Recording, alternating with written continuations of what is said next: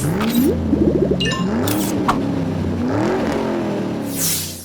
is the 2025 Hyundai Ioniq 9. This is all new, and we have with us Andre, who is part of product planning, who's going to give us the complete details on this vehicle. Andre, thanks for coming. Yeah. Yeah, so this is exciting. I want to get right into it because if you have not seen this vehicle before, you want to go check this out at the dealer. It's going to be coming in the second quarter of 2025. So tell us about the Ioniq 9. I know there's no Ioniq 7. There's a 5, there's a 6, but this is the 9. The 9, yeah. So this is our new 3-row family SUV, the Ioniq 9, as she said. Obviously, we're launching it early next year. As you can see in the front, really bold design, really kind of exciting design, definitely unique fascia. Lots of pixels. A lot of pixels. Obviously, that's a character of all of our Ioniq models. 400, did they say? Yeah, I think our designer said around 400, but he didn't count the individual ones, and each headlamp element has more squares and pixels. So I would actually probably double that to 800 pixels if I were to guesstimate. Well, it's a big car, so there's plenty of space to work with. A lot of space, obviously a lot of capability on the front.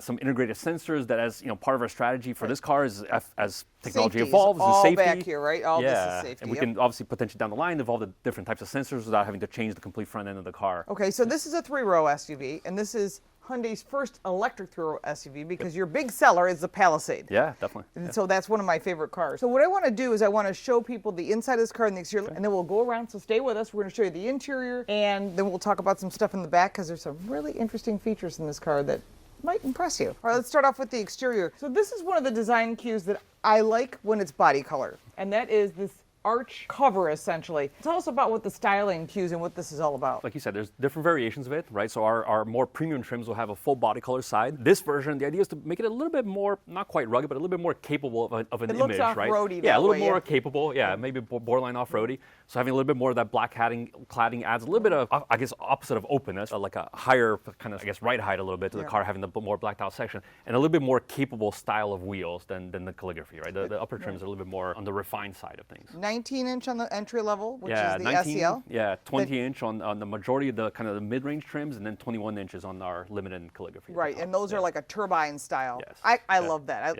We got to see the top trim level. We'll have some of that as part of this video. You'll see it. So for me personally, my feedback, because I know you really don't care, but I'll tell you anyhow, I'd love to see this body color, this archway. I just think it just makes it look not so trucky looking. Yeah, because this is a large vehicle and you want it to look very nice. I do love this green. And so you're going to have matte colors as well. Yeah, we'll have a few matte colors. We're still finalizing the selection for US, but we'll definitely have a dark gray matte and a few other matte colors that look really good on this car. So a lot of new colors. Definitely.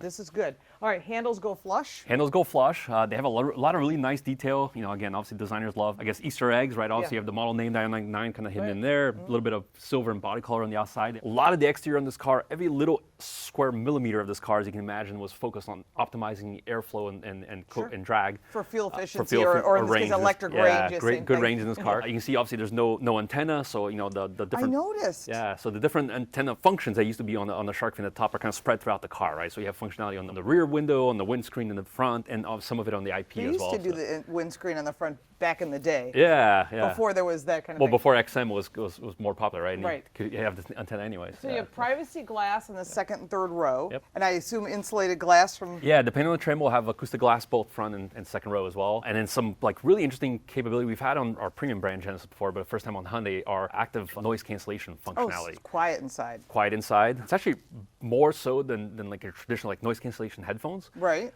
Not just obviously the traditional type of cancellation using microphones inside the car, but also using vibration sensors on the wheel wells. And basically the idea. Actually in the wheel wells. Yeah, I don't know honestly exactly where they are, but around here. Yeah. And the idea is that the system is trying to look at that vibration that's coming from let's say like a rough kind of cement type of a highway, right? Yeah, because there's all those undulations. And the more the kind of humming type of sound, low frequency type sounds, and try to estimate what that's going to translate into sound in the cabin and cancels that sound before it even really gets there. So you can actually talk to someone in the third row, tell your kids to take their headphones off. Yeah, exactly. So I noticed you've got roof rails, so obviously you can put a cargo container on top, and glass roof as well. Yeah, some of the trims will have the panoramic roof. This one in particular does not, but yeah, our upper packages will of course have. Yep.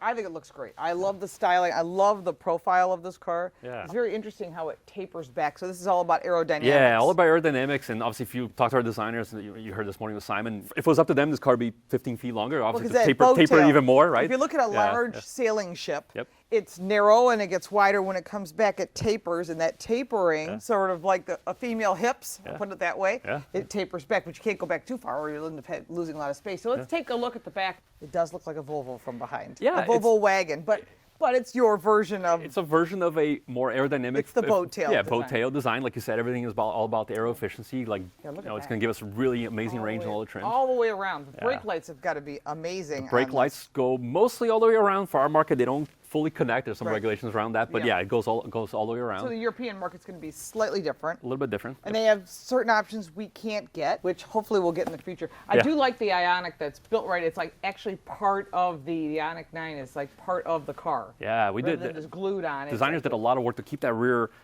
I think, relatively simpler and cleaner, right? I think the aesthetic is like is logos very. in the glass, the Hyundai logo. By the way, the Hyundai logo is two people shaking hands, much like this. Yep, exactly. That's exactly what the Hyundai logo is. I learned that going to Korea, so we have that on our channel, so don't forget to check that out. And this is the backup light back here, and then these are turn Just signals. reflectors. Turn signals are actually on the main On the main side. lamps. So these are just more pixels. Yeah, more pixels. It's all pixels.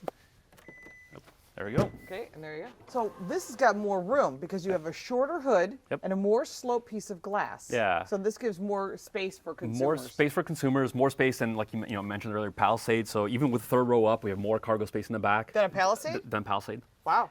The idea was, again, for everything on this car is all about maximizing interior space, right? So obviously being an EV, there's great advantages, flat floor, a lot of capability we can have of just general space, right? So even though this does taper back, like you mentioned, boat tail design on the rear, the amount of legroom and headroom even on the third row is quite impressive and capable. Storage and spare tire inflation. Tire product. inflation. Yep. Yeah, everyone's doing that because it has to do with weight. Yeah. If you want more range or better fuel economy, you have to find ways to lighten the vehicle. Yeah. So this is nice. I do like the white seat belts. That's not something you typically see. This is actually to close the tailgate. So it's interesting you would ask, like, why would you have a button here and then another one here? Because not everyone's as tall. That, but also it's the idea of, like, if you were potentially glamping in the back of your car. Okay. Right? You get in, How do you close? Yeah. It would be very. So you have a convenient glamp. I call it the glamping button. The glamping button. But I think what's going to happen, there's a lot of my friends are like 4'10".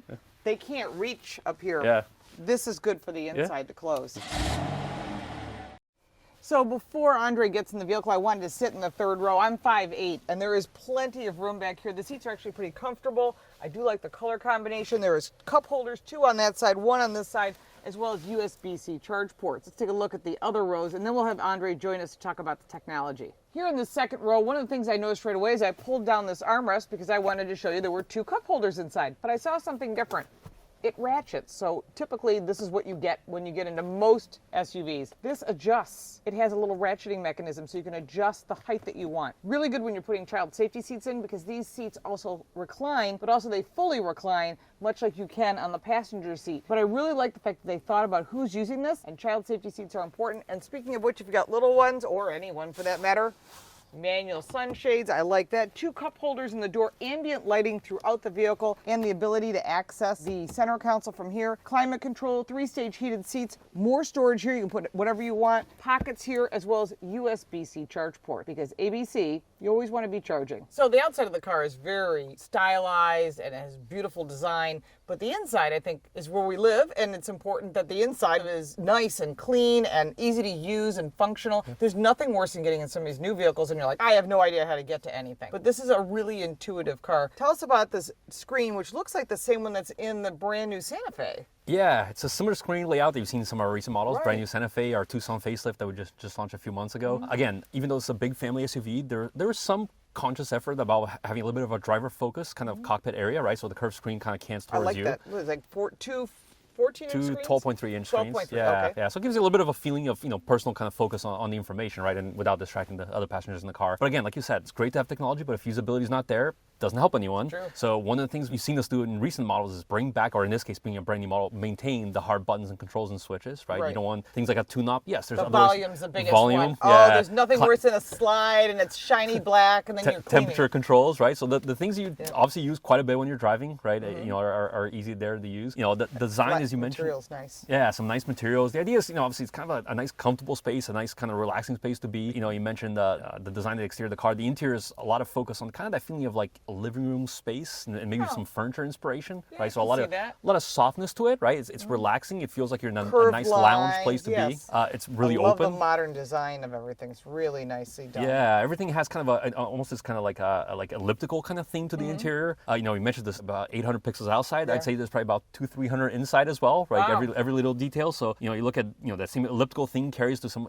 Oh, carries it's over. on the drivetrain, changing the drive modes, and then cameras also here for the Yeah, wireless charging pixels pad. and the elliptical actual shape to some of the buttons, then the pixels inside. So there's a lot, some nice little detail Thank touches you and for Easter the large eggs. cup holders. Everyone buys the biggest, water bottle or whatever, and you put it in, and you're like, I can't get You know, it. we obviously. A lot of our cars are global products, right? And a lot of part of what we do in product planning is push for things that we know are important for U.S. market, maybe more than other markets. And sometimes we get laughed at by key designers. We eat in our cars. The Europeans don't do that. Exactly. That's They like don't quite horrifying. understand. Exactly. So big cup holders, having them in the right place, easy to reach. Yes. Same with the wireless charger. Yeah. A lot of, obviously this being a family SUV, a lot of storage, little nooks and crannies. 3 more USB-C Three chargers. more USB chargers. And a 12-volt. Wow. And I don't know if you saw this before, these are 100-watt USB-Cs. So they charge really fast. Yes. So I like not that. 100 watts per port, but combined for the vehicle. But you theoretically, in a single one, you can charge big things, not only fast, but bigger devices like laptops, for example. Yeah, that you that's couldn't do before. always a challenge. Now, some of these wireless chargers get hot. Yeah. You guys have created a fan? There's for that? fans underneath now to kind of help maintain,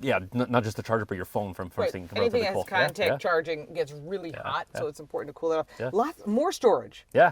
More Wow. storage here. We get some nice little bit of storage down And here at the storage bottom. in the center. There we go. And some of our higher trims will actually have you might have seen it on Santa Fe, right? Like the dual opening hinge, right? So you can access from both sides. Right. And This has this? this one particularly doesn't. So is that in the mid-level? That's going to be on limited in calligraphy for most likely. We Right. haven't So that means finalized- you can yeah. access this glove box from the second row, which is good because kids always put things in there. I want my sunglasses, whatever it might be. Can reach, and then Yeah. if you want, depending on how you're seated in the car right now, you can see it's the center console is pretty close up to the front. But if you have smaller kids in the back and you want a little bit more space in the front, maybe to put to-go food or something here. diaper bag or Yeah, whatever. you can actually slide this back on some of the trims and open up more nice. space. So just like Ioniq 5, right? So kind of taking the best of Ioniq 5, best of Santa Fe, and kind of putting it together into one I console like here for that. this I one. like that. Now, is this real wood trim? No, not on this It model. looks like it. It's Feels a like graphic. it, too. Yeah. Wow. It's a very Texture. eco-friendly material, texture, a lot of focus on everything on the interior about being, whether it's something that's recycled or whether it's something that's, upcycled that we can reuse for purposes for. So that interior. means this is not leather. This is our H-Tex seats. Right.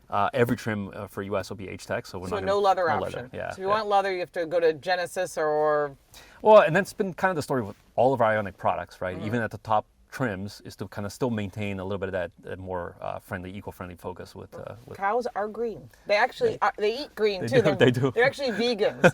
I've done a whole bunch on leather. You can check that out on our channel. But this is great. This is really nice and easy to use. So this is new. The start-stop button is on the shifter. Yeah.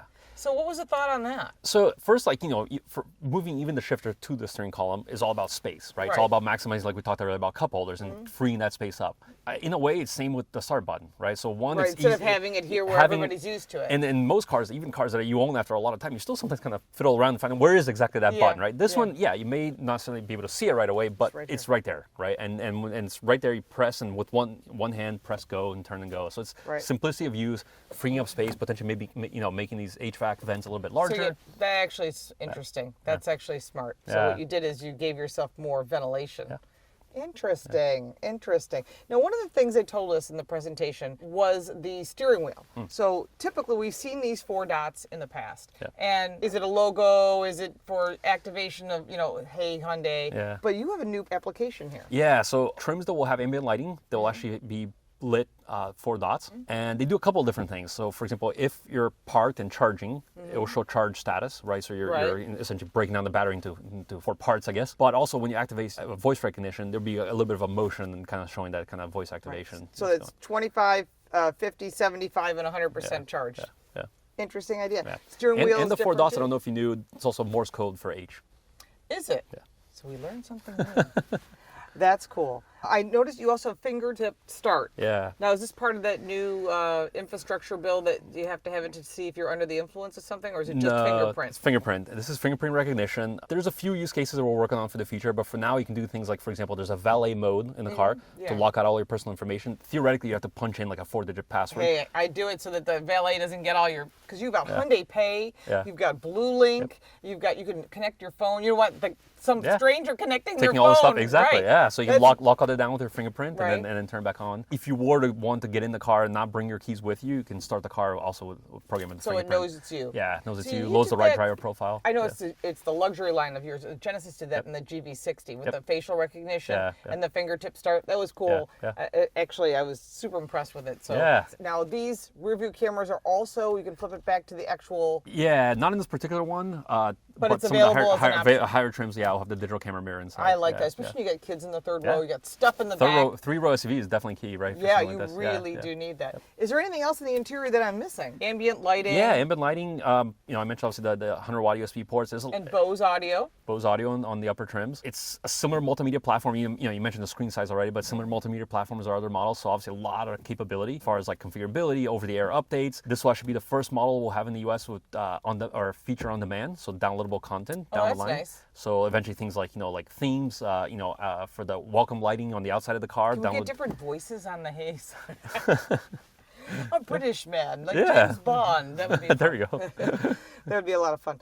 So, do we have any pricing yet on this? Not yet. So, I assume it's going to be pretty competitive with the EV9, which is your sister company. Yeah. I know you're different, completely different. Yeah. But you do have a lot of similarities. We'll have some things that we're hoping. So somewhere in that $30,000-ish range, up to the 50, 60,000, something in that. So we don't know what's going to happen with the tax credits. Yeah. So either way, having this available at a reasonable price is going to make more people interested. No matter what happens, if you're looking for a 3-row SUV, you should take this for a drive. Yeah. I'm looking forward to driving it. I guess we'll be driving it probably after the first of the year. Yeah, in the spring sometime, definitely. And we'll have a full review for you then. Yep. And there'll be more on our podcast, Total Car Score. Thank you, Andre. Yeah, thank you. We appreciate the Definitely. tour. Yeah. This is really exciting. Check one out at your dealer. It's coming the second quarter. Second quarter of 2025. 2025. Yep. And if you'd like to support our channel, you can buy me a cup of coffee. If you have any questions, all that's down below in the comments. We do appreciate your time. I'm LaurenFix. We'll look forward to seeing you next time.